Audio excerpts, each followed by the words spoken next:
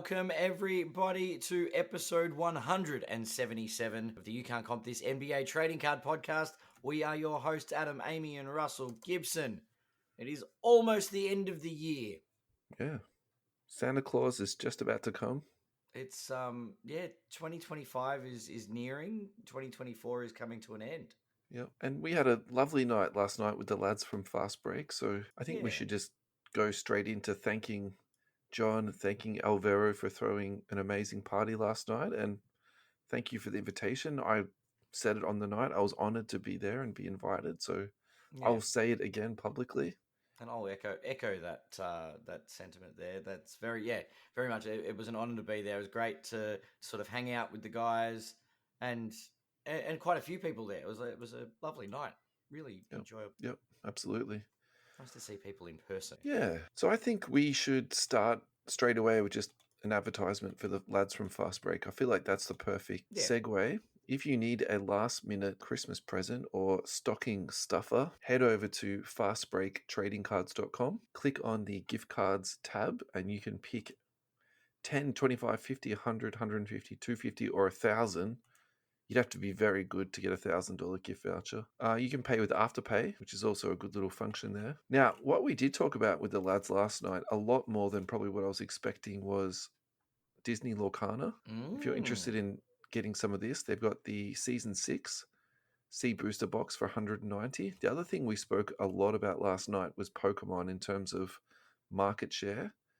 And Lane was suggesting it could be even 60 to 80 of the total percent market share. So I think it's only reasonable we talk about Pokemon in that context. Pokemon TCG Scarlet and Violet Twilight Masquerade Elite Trainer Box for $90. They've got the portfolios for $22, and they've got the tins, which are awesome. They're $20. The other thing we spoke about last night was One Piece, the new. Actually, it's probably not new. That's not the right thing to say, but the new craze. So the One Piece. Well, yeah, definitely to me. One Piece card game, the best booster box for $190. I've got no idea if that's good or bad value, but the lads have got it for sale there, so I'm sure their pricing will be spot on. Anyway, again, thank you very much, John and Alvaro, for sponsoring us and supporting us. We are honored that you would do that for us. And I think without too much further ado, why don't we talk about our yearly recap? Yeah, let's do it. Yeah.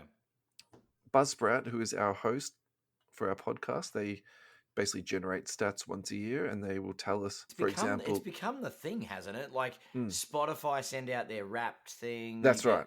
Like, it's the big wrap-up time of the year where everyone sort of... It's the podcast host version of the same thing. It's exactly the same thing. Yeah. So we did 55 episodes in this last year. I think for us, that's I think that's the most we've done in a 12-month period. So, Is it? Oh, okay. Well, I was going to say there might have been a period there, I think, last year where we did some doubles. I think we got 60 or 70. Oh, did we? Okay. We were doing some split episodes then. We were sure. I mean, split's a bit of cheating, though, isn't it, really, when you say it like that? We just talked for longer and made it 2 episodes, really. That's right. Victoria, Melbourne is the most popular city, followed by Sydney, Perth, Brisbane, and some town called Adelaide. So, yeah. Radelaide. Yeah. Now, this is the one I want to talk to you about. 40 countries we were played in. That's awesome. And the top 5 is Australia, followed by the United States. So, g'day, mates, in the United States. Thank you so much for your support. Now, the next one is New Zealand. So, yeah, our friends across the pond, I hope you're all well. Now, these next 2 is really cool for me. So, we got friends in Germany. Hello, people in Germany. Thank you so much for listening to us. And then this next one, the Philippines. Yeah. So, some impact worldwide. I mean, the Philippines, they love basketball, don't they? So actually, they do. When you think about it, it's not sort of the most crazy idea, is it? But still, it's super cool. So, hello, friends in Philippines. Thank you so much for listening. We're very grateful. Philippines and Germany. That was surprising. Yeah. John O'Michaels was our top episode. That was episode 125. So if you'd like to go back and listen to our highest listened to episode, that will be that. Yep. Now, in number 2 was Ados Uchos. So I've already reached out to Ados to get him to come back onto the show. Yeah. He's now demanding a payment, like a fee, an appearance fee. So we'll have to negotiate something about this. Tyson Beck was at number 3. That was episode 135. That was a great episode. Yeah. Who do we have at number 4? It was Rod Adams. I remember Actually, that there's when something I need to get off my chest. Tyson, I'm very sorry. I didn't see you. I didn't meet you at the Hobby Hangout, and I'm very sorry for that. I did come around to your table a couple of times, but you were It was very busy. It was very busy busy, at the and then I think I hobby was hangout. caught up with people a couple of times too. So Yeah. I hope we do get to break bread at some time, Tyson. I do apologize. Maybe we'll have to go over to Radelaide for a card show. Absolutely not. Unless it's the top 2 or the top 3 cities, I won't go there. Maybe if they increase their listenership, then we'll Uh, definitely one experience. 152 was Rod Adams from Neon, Yep. and I episode remember that because 1. we did that. We had to work that into our work schedule to do that interview. That was good. Yep. Yeah. And episode 160 was actually just you and me talking, Ad. So that's the the most popular episode without a guest on it, was that. So I think this is probably a good idea to say to the audience, if you would like to come on the podcast and have a chat with us, just send us a DM, because we're always looking for guests and for people. And look, it might only be a 1-minute segment, it might be a 5-minute segment, it might be 10 minutes, and I think that will be great to sort of work in a little bit more of that in the next year. So yeah, for sure. Sure. You don't. I mean, yeah, you don't have to take up the whole episode. God, you don't have to put up with No. us for a whole hour. But Yeah. yeah, if you want to, if someone wants to come on, have a chat about a particular topic, anything, just reach out. We're generally very happy to talk about things, as you would have Talk about noticed. cards. For most card related or basketball card related. Yeah. But yeah. Let's do it. Yeah, it'd be nice to. Now, this next one is probably the one that I want to flex on the most. So we are in the top 25% of all Buzzsprout podcasts, and how they calculate that is the downloads in the first 7 days. Yep. So obviously these episodes do get downloaded a lot more, and there's a huge difference between top 25% and top 10. And then there's a massive jump up again from top 10 to top 5. And obviously once you get to that top 1%, I'm assuming it's a bit like OnlyFans. There's a big difference between the top 25% and the top 5%, but still, look, that's probably the one I'm the most happy about. And if my memory serves me correct, we're probably about the same thing last year, but haven't really moved up or down in that space. We haven't moved down. It's really positive. No, I Yeah, think we're trending in the right direction, most definitely. Absolutely. Yeah. So for everyone who is out there, who is listening and giving us these clicks, and thank you so much. We're so grateful. I think that's probably the main thing for us to say, is that it's quite flattering. I think that's the other thing to mention too, is thank you very much for giving us your time. Yeah, we appreciate it. We love talking every Sunday night, but it's really humbling, and yeah, it's good to know that there are people that enjoy listening to us waffle on about basketball cards. Exactly. Yeah, and segue hard. That's it. Now, we mentioned this last week, but we're going to keep pushing this. We have had some inroads into this, but it's the YouTube subscription competition that we've got going. So literally just go to youtube.com, search for You Can't Comp This, subscribe to us. Once we get to 150 subscriptions, we're going to put everyone into a randomizer and give away a box of Revolution Hobby. That's awesome. I have been putting this on Instagram this week in the stories and all that type of stuff, but at the same time, it would be good to keep pushing that along a bit. We actually have had some pretty good gains from this already, but we do want to get to 150 before we give the box away. So little bit of traction. Look, and if you know people that just get them to subscribe. Get everybody to subscribe. Get yourself some extra entries by getting your friends to get in on it. We haven't paid for any advertising either, so all of our gains have been organic. So if you do know somebody, in America or Philippines, and you think maybe your friend might like it, please refer them on. We would really appreciate it. Yeah, absolutely. And the entire back catalogue of episodes are up on YouTube. Yep. For podcast download, like you can actually just listen to the pods. We've got videos of previous live streams. We've got breakdowns of segments, and then obviously we do our shorts and stuff that go up. With snippets from the show. Yep. Yeah, that'd be good. Once we get to 150, we get to give away a box of Revolution Hobby. That'll be fun. Yeah, and nothing's behind a paywall. I think that's the other thing probably to mention at this point too. We haven't gone down that avenue yet. We have talked about it, but we haven't done that. And we're not basically shock jocks. We're not here to create drama. If you want to help us out, the way to do it is to subscribe to our YouTube at the moment. So we would really appreciate that. All right, enough shameless self-promoting, Adam. I feel like I've had enough doing that. We've had an advertisement and we've plugged ourselves for the first 10 minutes. That's literally it. This is amazing content, isn't it? The yearly recap was kind of good. Oh, look, I think it's great. Let's all right. Let's get into some basketball cards. Yeah, so look, this is actually organic and original content. I think that's the best way to say it. So let's break down Luka Doncic rookie card versus the Nikola Jokic rookie card. And look, this is actually the second comp of Jokic that we've done. And really, this is a little bit of a follow-on segment from the previous week, but still, it's a really fun one. So let's just start at the very top of this. The aesthetics of the card. Do you like the Luka better ad or do you like the Jokic better? Can't believe I'm going to say this. I like the aesthetic of the Luka Yeah. over the Jokic. I do. Actually, I actually have no problem at all with the Jokic, but if I had to choose, I'll also choose that. And I wonder how much of that is just that's almost our era. Yeah, possible. Like the card we kind of grew up with a little bit. And so, yeah.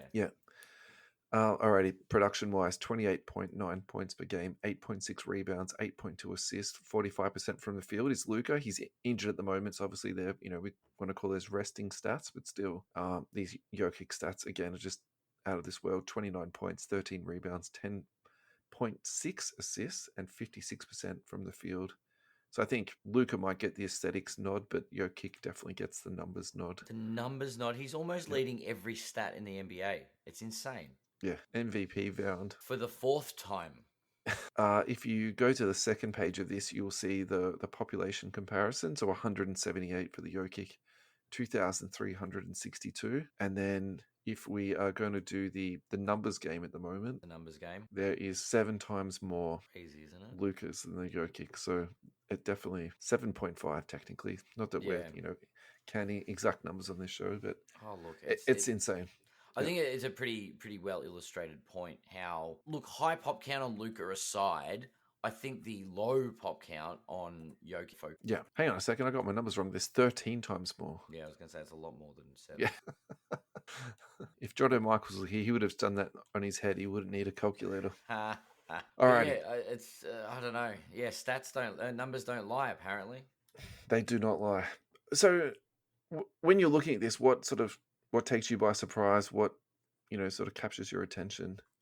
Captures my attention is, the pop count is the thing that's stuck out when we did Jokic versus Wemby. It was the same thing, right? Like, it was pop count is incredibly low, sub 200 on the PSA 10, but we're over 2K on Luka. That's the one that concerns me, I guess. Yeah, I think in my head that's something else that definitely concerns me too, and I think we'll touch on this in a little bit. But I would say more and more collectors are not fussed about that at all, actually. So, and that will come out when we get to the comments. Yeah.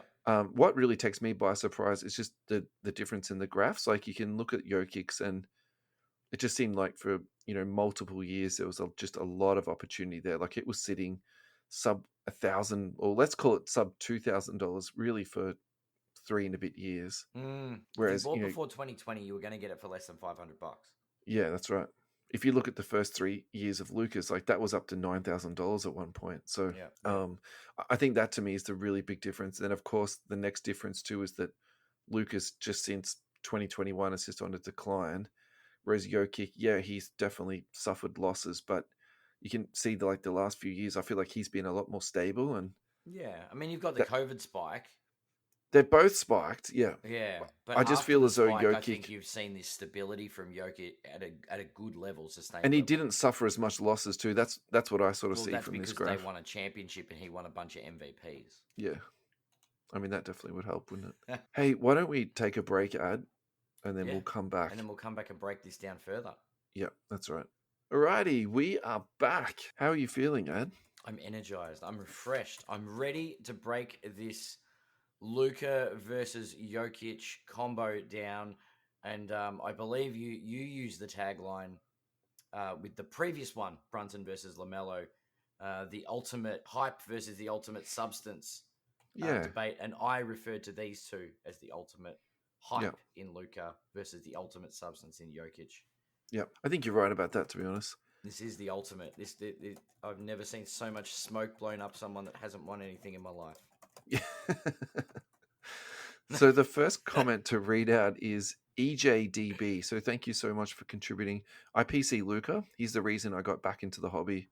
The Joker is excellent, but I am biased for Luka just because he's always been marketable as an athlete, but talent-wise is a close call between these two. And then Donald Edgecombe chipped in and said same thing. That's how he is too. Yeah. And to be honest, I actually think that's a really interesting thought, because that's basically an ultra modern sort of sentimental pick or a sentimental choice. Yeah. And I think that is important. And I think that's actually going to help Luka hold his value, a bit, because a lot of people did, get back in and fall in love with this kid. Yeah. Like just how people, will fall in love with Kobe Bryant or Steph Curry. Like he's just that sort of Well, it's the Curry the crowd, next right? the next one along. Yeah. Like my daughter loves Luka. She just Yeah. thinks he's awesome, and that's just Yeah. I think it's just the next one, I suppose. So yeah. Yeah, for sure. Then EJDB went on to say, I did start getting back because of him, and I've concentrated now on his rookie year, but over time I've reverted to nostalgia and have hit the 90s. All the cards I lost or never got when I was young, I bought them back, and now I'm building Nice. sets. And that's awesome. I think Yeah. that's a really great hobby outcome, if you I want like to say that. that. I do. Yeah. I do like that. Hey, you get drawn back in, and then you have Yeah. I bought cards that yeah. I misplaced or traded, for packets or whatever. So yeah. Yeah. Yeah. And who else have we got in the David Thompson's next. Joker only due to the low pop? Yeah. I'm like, okay, well that's a point. So if you're a stats man, I think that's a very solid reason to buy somebody. Yeah. Look, Yeah. personally, I like using low pop as a big indicator. Yeah. But I wouldn't use it as my only indicator. Not as your only indicator, but I think it is really good Yeah. to have that. And then also, too, it gives you a bit of insurance, I think. Because Yeah, there good point. isn't Yeah. 17 times more of the other card. Yep. Yeah. Yep. Yeah, for sure. Eddie Schultz, Luka for sure. Got to have some Luka magic in your collection. I followed that up with, does the difference in population give you any reason for concern? None whatsoever. Luka is a collective leader. He's a for sure investment and will pay dividends in years to come. So Eddie is very, very sure that Luka is a sure thing. yeah, and look, I think that's good to have that sort of feeling, and I also think too it's really good to think of this in the long term, because just for the record, I'm very pro Jokic. I think in terms of a long term purchase, like with that population and that price, I think it's actually a crazy equation. And so I kind of like that idea of buying something and sitting on it for 20 years. Like, and again, not to judge the flippers or anything like that, but it's kind of also like the lesser of all evil of flipping too. So there's that sort of part of it too, where it's like, it's a very sort of, puritanical way of looking at collecting. So I think there's that part of it, for me too. Yeah. Good point. Good point. On Twitter, we had a response. So I think we should just really quickly go through this. And this is from That New Card Smell. And if we had to do our yearly review of our friends that interact with us on Twitter, it would be the New Card Smell. It would be Cherry Collectibles. Yeah. And there's one more person that will Eric Whiteback? Oh, wait, that's you. No, yeah. Carl from New Zealand will give us a bit of love. I'm trying to find one more. Okay, so if I have to flick back this far through notifications, maybe he doesn't support us as much as I think. Anyway, so his reply was, this is a very long-winded, coming at it from an aesthetics point of view, I think I prefer the 2015 Prism design, so perhaps Jokic to me. Yeah, and I think that's a great response, It's a very simplistic, but at the same time, when you actually do look at it a bit further, it's got that sort of texture and the 3D design in the background, so... For sure, agree. 100%. Almost like a pyramid, you could almost say, I suppose. Oh. Yeah. Alrighty. Let's go to... Now, this week I mixed it up a little bit, so thank you to the admin at Sports Cards Addicts Australia. They let our post go through and be put up there. So the first response was from... Sorry, let me organize that to all comments. The first comment was from Dan Whitty. I like this post. Would love to see more of this. Well, Dan, come over to the podcast. You'll get this week in and week out. If money was no object, I'd go with Jokic. He's already an all-time great, in my opinion. If I was buying something that I think could spike up to double in price at some point to sell on for a profit, I'd go with the Luka. He's got the popularity and the hype that causes those type of fluctuations. Yeah, definitely. And I think to that point, because at the moment he is, and I'm using air quotes, relatively low at the moment, where he's selling for less than 1,000. So the last sold price on this was $979, which it hasn't been sub 1,000 for, a minute. I actually think his opinion is very valid. So, Yep. yeah. Yep. The next is Good man. Anthony Milne. I think Oh, you should have the honors on yeah, this. Anthony Yeah. Milne at it as usual. Yeah. Listening on multiple platforms and contributing in all the forums. Thank you, Um, Anthony, and Merry Christmas. We should say that to you. yeah. Yeah. For achievements, it's Jokic hands down. For resale value, Luka. The hype of winning MVP or a ring is still a value for people who bought in. And if Shea wins MVP before Luka, I think that prospect should go down. In my This is opinion, a complicated answer. love to hear what you two crews. Oh yeah. Two up crews got to say, AKA the Flippers.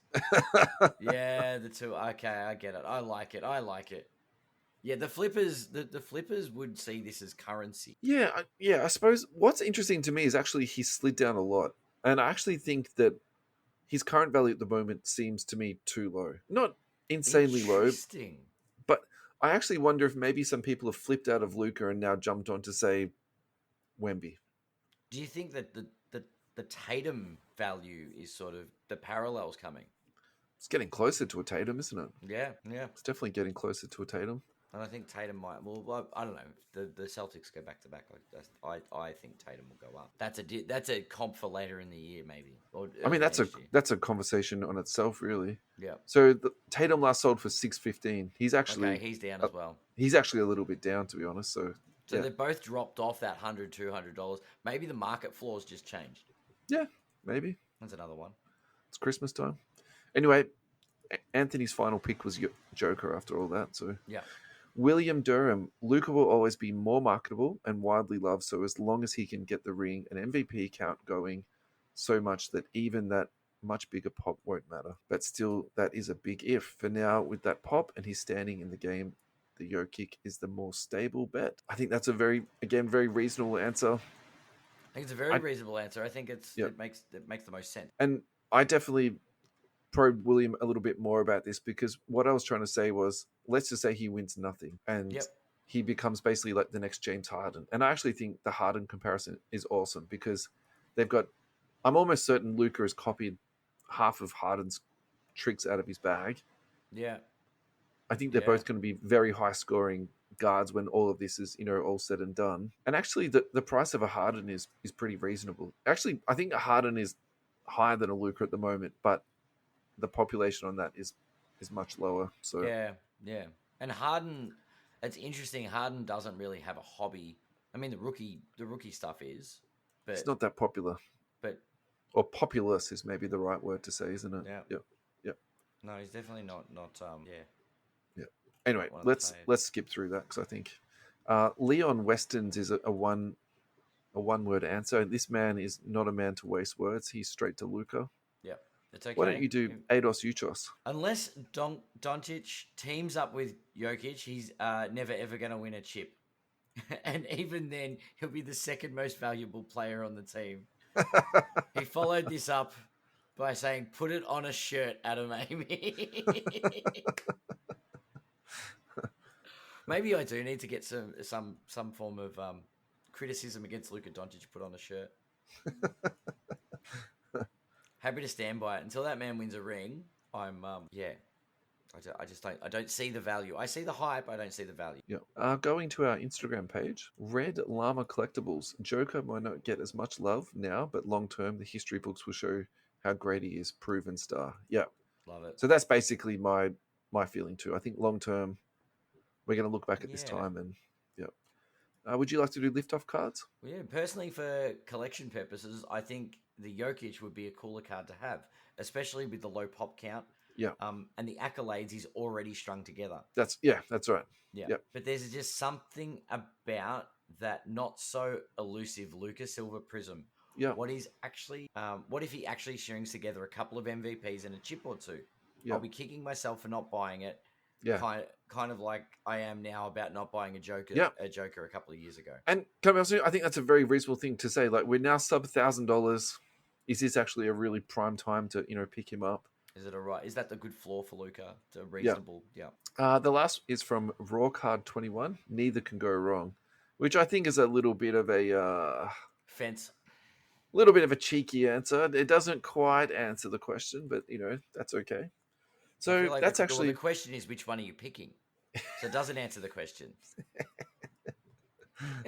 so. Thank you everyone for contributing to that. That was a really fun segment for us to break down, and I feel like we all know Adam's choice already. I'm in the Jokic camp, so I'm in the Jokic camp. Yes. this next Yes. one is from James Gregory. Interesting fact.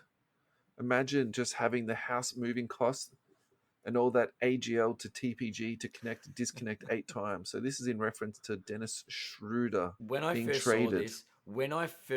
this, I thought he was gonna put the gif of the shot of the Shaq rainbow and the Dennis Schroeder rainbow Yeah. as well. So he's played But for the Hawks, the Nets, the Raptors, the Thunder, the Lakers, the Celtics, the Rockets, and the he's been around. Warriors. Yep. So, Basically, the I've been everywhere man. I mean, when I see things like that happening, I think it's about obviously affordability. He's on a very cheap contract, and I think Yeah. that means something. And also, to being realistic, it also means that he's got a reasonable amount of talent. It's not that many people that get traded around that much and True. stick around. It's more usually you get traded and cut, and then that's it. You're gone. It's funny because he's a Um, real asset to the teams that he's been on. yeah, Not only that, he last year helped Germany like win a world championship. You know yeah. what I mean? Like he's a quality player. I hope he helps the Warriors anyway. It'll be interesting to see. I watched a little bit of that game today. I don't know. It might take a bit of getting used to fit in, but I think there's a space. It's going to add some firepower to the Warriors. That's Yeah, I think probably my observation of the Warriors this year is that they're just short of firepower. yeah. And Maybe Steph is that's why getting they've gone. older. Yep. Clay's Maybe. gone. Draymond is his athleticism has dropped off so much now. Like, watch some of the clips of old Oh yeah, Draymond. yeah, yeah. It is Draymond actually is. it's horrifying. I think that's the best way to say it. Yeah, They're not what they used to be. they are not what they used to be. Alrighty, time for our second advertisement. US Sports Cards Australia are our main sponsor, and thank you so much for your ongoing support and love. Now, I think we should go to singles because we haven't done this for a really long time. So let's do Ross's consignment service. So it's called Check Out My Cards Australia. Basically, what you need to do is go to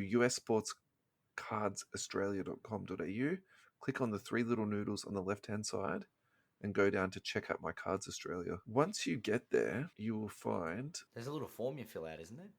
there's a form you fill out if you'd like to be a seller and Mm-hmm. also to submit to become a seller too. But then if you want to actually browse through the cards and do the searches, I think Ross might have changed this up on me. So what you now need to do now is go to singles category and then pick out the singles that you want. So he's got NHL, MLB, Yeah. NBA, NFL, soccer, TCG, UFC, pop culture, WWE, and racing.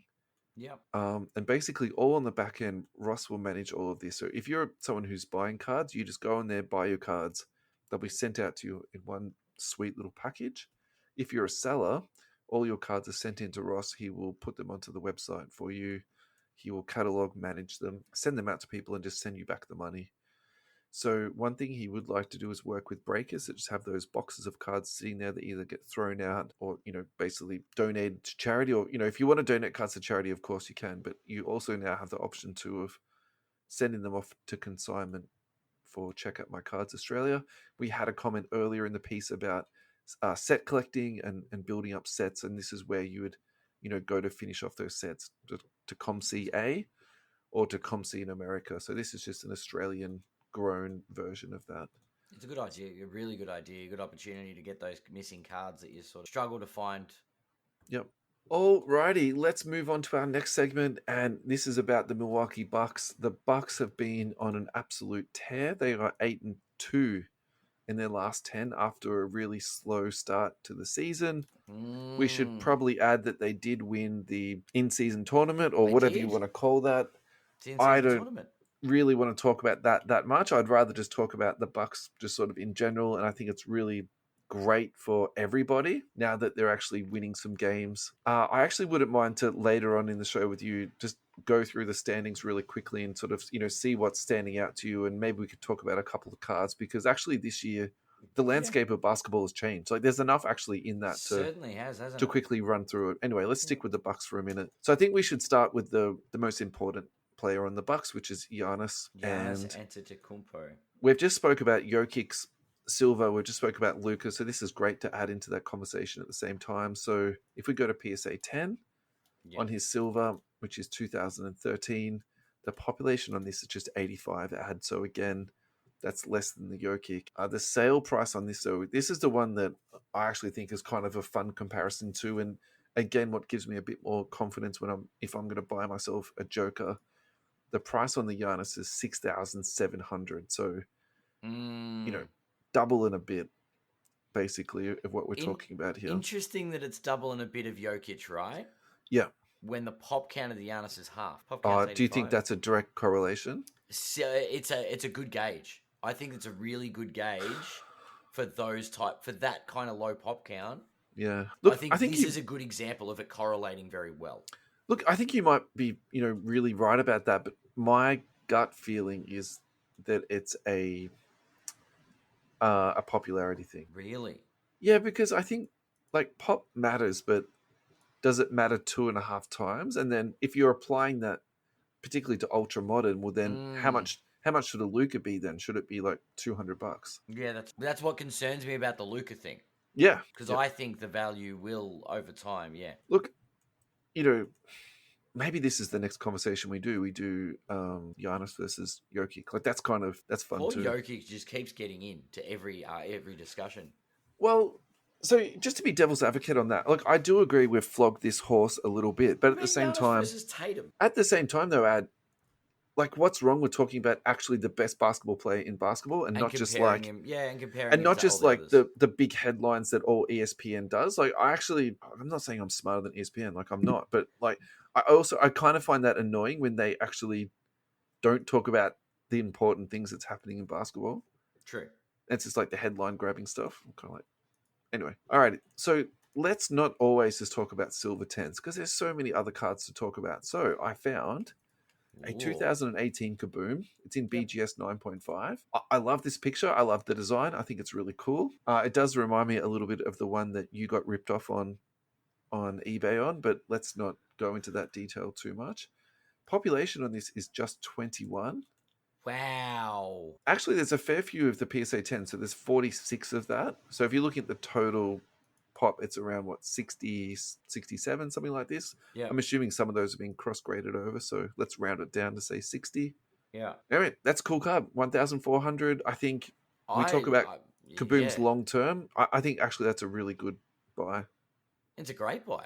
Yeah. Alrighty. Damian Lillard is the big acquisition of the Bucks the last couple of years. He's Giannis's new partner in crime, isn't he? And I would probably rather have Drew Holiday, but that's just me.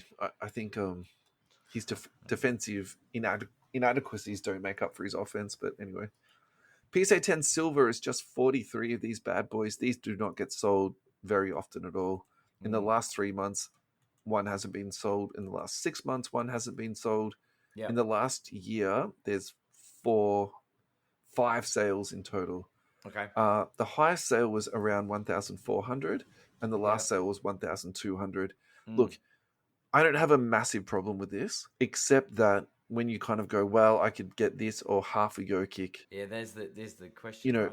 When you put it into context like that, and the other thing too is that yes, obviously it's a massive pop count difference, but this is actually technically more expensive than a Luka at the moment. So would you do a trade for a Lillard for a Luka at a card show straight up? What would you take if you were going to do a trade with somebody? That's a really, really, really interesting question. If someone that's fun, isn't it? Right? Offered me a Lillard straight up for a Luka 10. Yeah, I'll take the Luka. I just think it's a lot more liquid, and I'm fighting with a lot of my your population demons. Yeah. There's a lot of conflict going on in my head right now. Because everything tells me to go for the Lillard. Yeah, but I know that Luka's got room to grow. Lillard doesn't have that room. Yeah, I think, and this was mentioned in one of the previous comments. I'm going to steal from whoever that was. Yeah.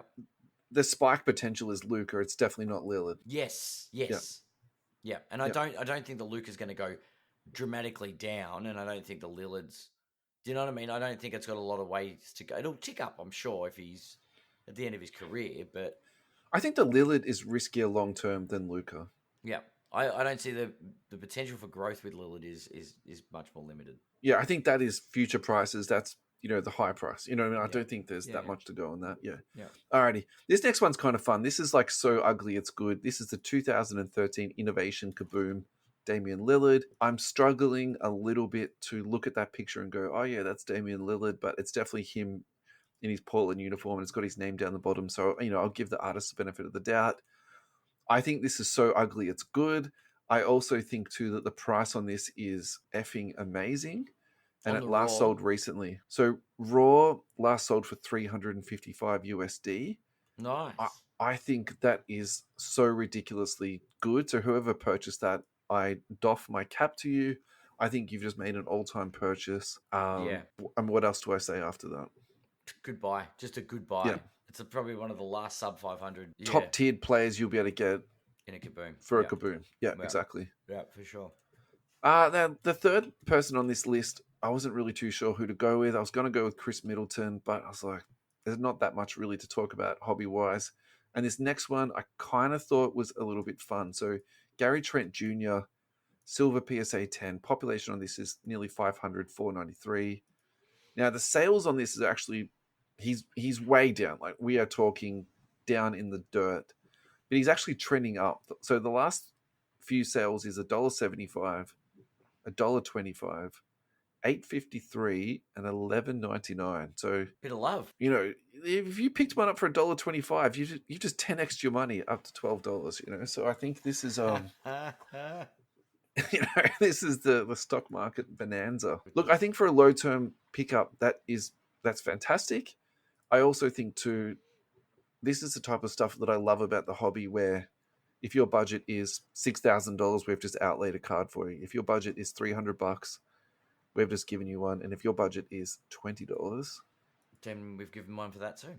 we might have even given you two cards you could get for $20. So I think that might be taking some creative liberties with money and postage and all the rest of it, but at the same time, it's kind of fun. Oh I think the story here is that the Bucks are back. Yeah, it's good for basketball. Yeah. Well, my early season predictions I thought were in the toilet. Now the Bucks are back.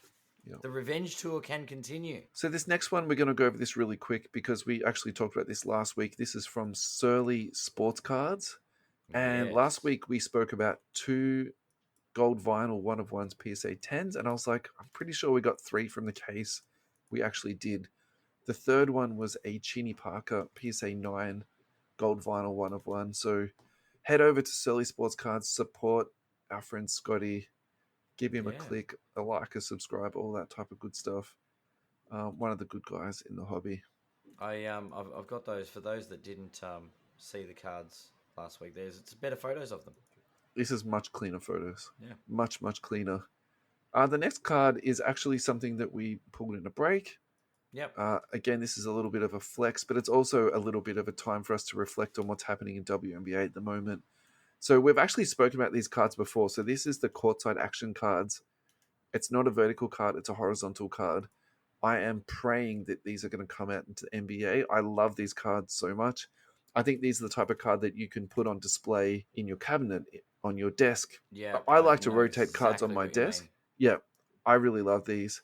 Now, the comps on this are insane. So the last sold comps on this is basically like 1,800 to 1,900 AUD. So the Caitlin Clark love is real. This is select. It's not Prism. So I'm rookie auto. I am a little bit afraid to kind of see what Prism is going to be selling for when it does hit the market.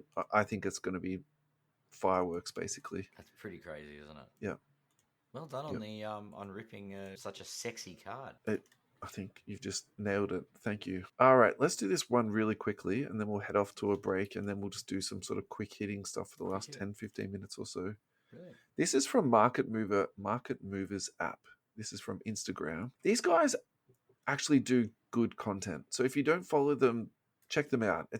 Some of their stuff is a bit clickbaity and all the rest of it, but actually it's pretty entertaining and intelligent content. It's It's not Jeff Wilson nonsense. So what they're trying to highlight here is the price difference in grading companies. So PSA, we're talking about the Jamarant Silver PSA 10, selling at the moment for $434 on PSA. SGC 9.5 is $192, and BGS 9.5 is $183. Yeah. So what's your sort of reflections on that? On the different grading companies? Yeah. I think it's got to be an image thing, right? The PSA 10 has the number 10 on it. Simple as that. Yeah. As much as the 9.5s could grade 10, I think a lot goes into that number of the grade. Yeah. I do love the old BGS slab, so I do like the 9.5s. But because there's a 10 out there, I think, and and this is just a personal view on it, but I think it's not a 10 is what rings true with the 9.5s. Yeah. And that's translated by the way people speak with their wallets when they're buying cards in the market. Yeah. And we know, like, subgrades, if you've only got one bad subgrade on the BGS, there's a chance you transfer that over and regrade it with PSA. Yeah. And it's 10. I think in the logic of that is so sound, but I think the reality of doing that is so fraught with peril. It's risky as hell. Yeah. And you can actually somehow go backwards. And then do you think it ever changes, though? Do you think the market changes, or do you think PSA have solidified their place at the top of the mountain so well that changing the public view of what the PSA 10 means? Again, I probably think this is almost its own segment for another time, but yeah, I think at the moment PSA is so far ahead of everybody else. And when Ryan releases his grading stats, for the month and the year, we see that. Like, yeah. PSA is pulling everyone else's pants down. I think that's the best way to say it. Yeah.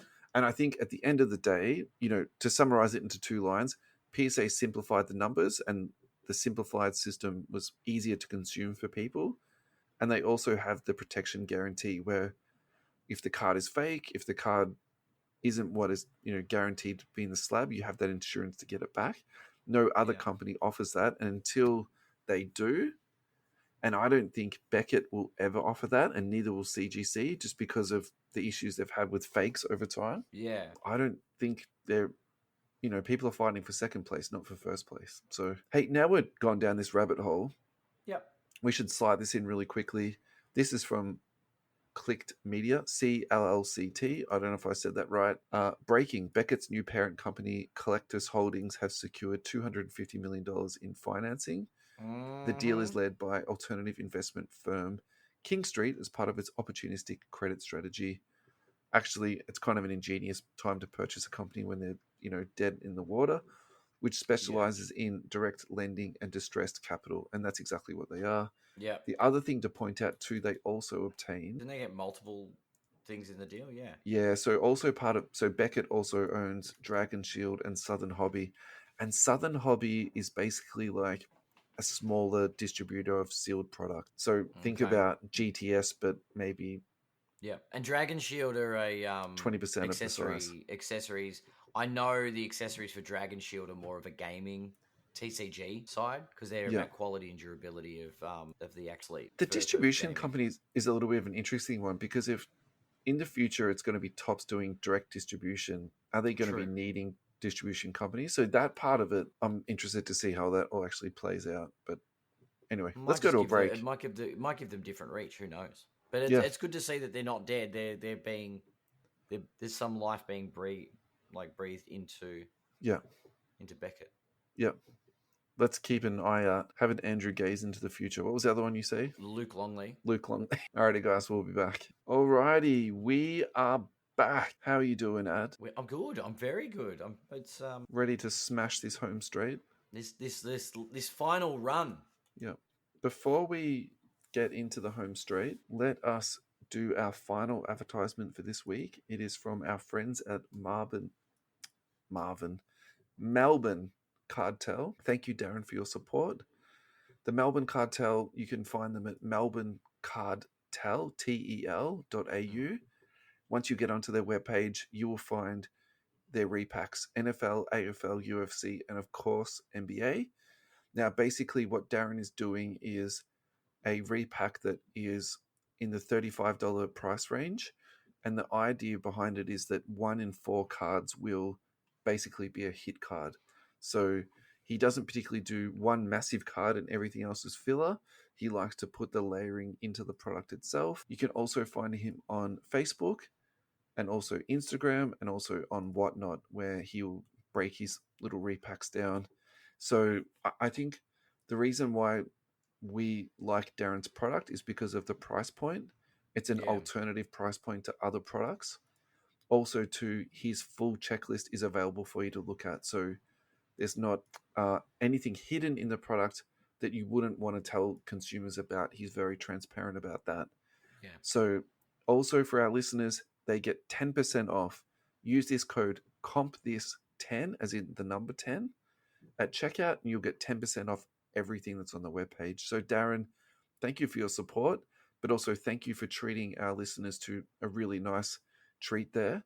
We're very, very grateful for that. Alrighty, Giannis versus SGA. Now, this is a fun one, Adam. You're going to like this. This is from our friends at Card Ladder. Giannis PSA 9, select Black Prism 1 of 1 versus the SGA Prism PSA 9. Now, the SGA sold for $196,000 and the Giannis sold for $156,000. And remember last week when we were doing the card versus card and we had, it was Miller, wasn't it? Yeah. Brandon Miller. And I was Versus talking the about the Jordan. spike potential on that. This Yeah. is exactly the stuff I'm talking about, like nearly $200,000 for an SGA. So, you know, I think that low population Prism stuff is going to be a stayer, especially when we're looking, you know, into the future. Yeah. Which one would you pick? Put aside the price. Let's just pretend that for 2 seconds that the price is exactly the same. What would you go with then? Giannis. Really? It's funny. You caught me by surprise on that. All right. I would take I'm going Giannis. SGA. Why would you go Giannis? One. SGA is damn close. Don't get me wrong. Yeah. He is a contender for the MVP. He'll probably come second to Jokic this year. But Giannis has won one, and Giannis has got a chip. Giannis is on the board as far as I'm concerned, as far as his longevity in the hobby. He's and now he's got an in-season tournament championship. Like, whew, surely that's grounds for a huge spike. I know the select. I love select as a set. So I also. But what about long term? Are you worried that select is going to be the, you know, the It's a poor Giannis cousin? one of one. It's a Giannis one of one rookie. Yeah, maybe that's the exception to the rule, isn't it? Yeah. It's that superstar one of one, and this is before there were 47 different one of ones as well. Yeah. So that's a very, I'd say a very genuine one of one. No offense to the SGA, but yeah.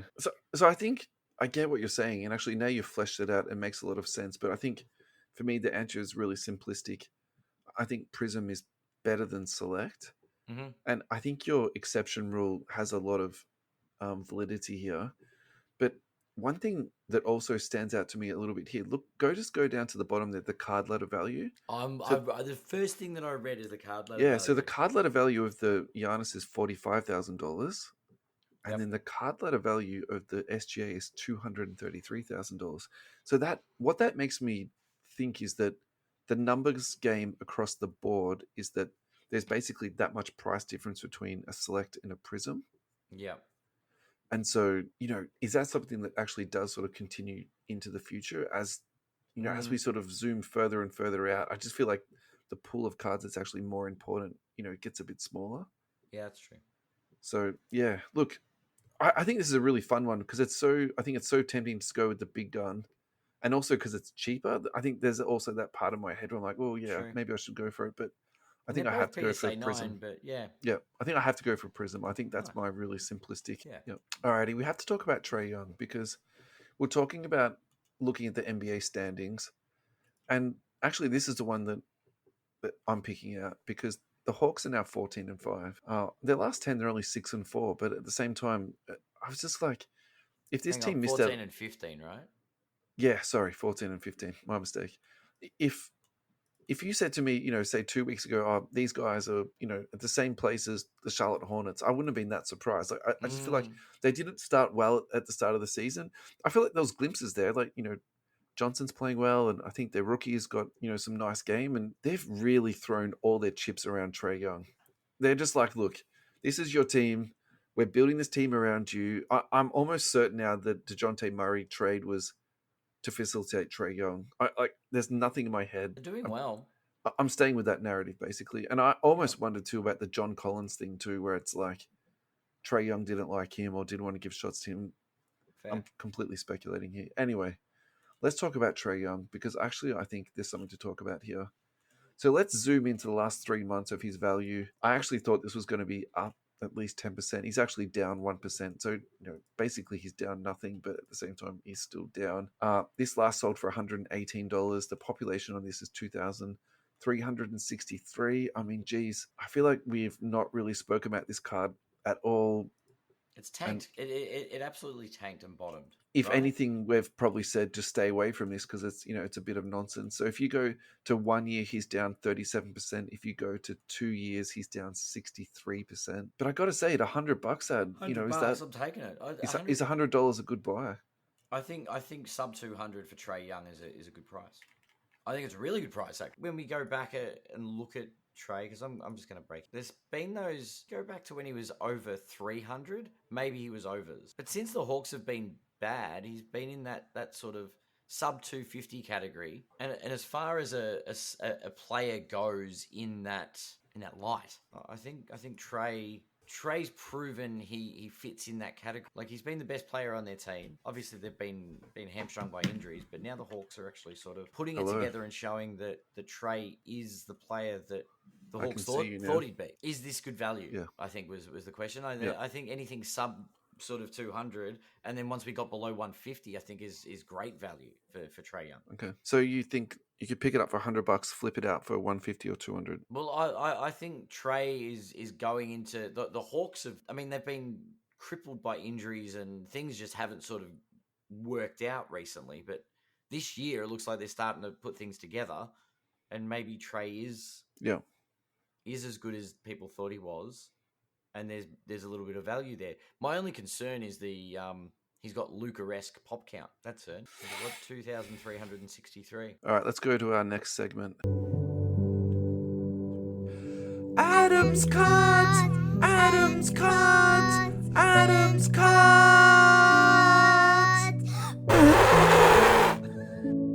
Yeah, what team would you like to talk about, Ed? Well, I don't mind talking about the Lakers at the moment, but I'm not going to talk about them. Wait, we're not ESPN, Adam. Well, we have a higher standard. I think we've spoken enough about them, so I'm not going to talk about the Memphis Grizzlies. Yeah. I think they're back. I thought you wanted to talk about Cade Cunningham. We are. We're going to talk about the Detroit Pistons because I also think the fact that they're 10th in the East is very impressive. Yeah.